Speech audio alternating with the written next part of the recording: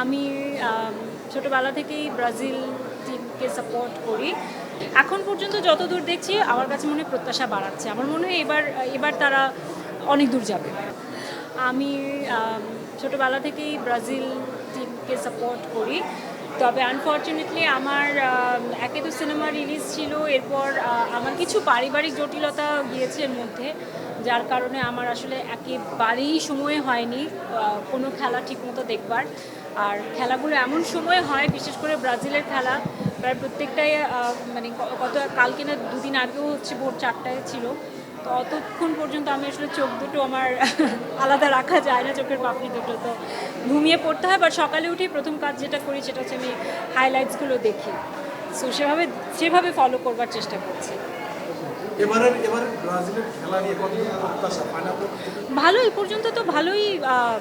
মানে গত কয়েক আসরে আসলে এত বেশি কি বলবো, একটু আন্ডার পারফর্ম করেছে ব্রাজিল বলা চলে। বাট এখন পর্যন্ত যতদূর দেখছি আমার কাছে মনে হয় প্রত্যাশা বাড়াচ্ছে। আমার মনে হয় এবার তারা অনেক দূর যাবে।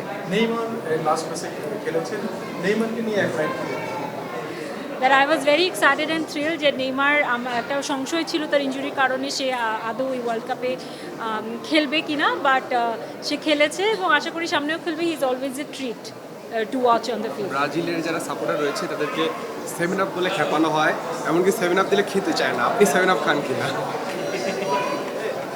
আমি কোনো রকমের কোল্ড ড্রিঙ্কস খাই না, তো এটার কোনো সম্পর্ক নেই, আমি এমনিতেই খাই। তাদের মজার ছলে খেপানো হয়, এই জিনিসগুলো কীভাবে দেখেন? I take it very lightly. শুনেন, এই যে মজার ছলে খাপানো, এই যে প্রত্যেকবার বিশ্বকাপ আসে ব্রাজিল আর্জেন্টিনার, যে আমরা যখনই কোনো আড্ডা হয়, রিসেন্ট আমি একটা দাওয়াতে গিয়েছিলাম, তো সেখানেও এরকম কে ব্রাজিল কে আর্জেন্টিনা, একজন আর্জেন্টিনা খাপানো, এটাই তো আসলে ওয়ার্ল্ড কাপের আসল আমেজটা, আসল মজাটা। আমরা তো 4 বছর ধরে এই জিনিসটারই অপেক্ষা করি। আমি এনজয় করি, আমি মোটেও মাইন্ড করি। Thank you. শেষ করি আমরা।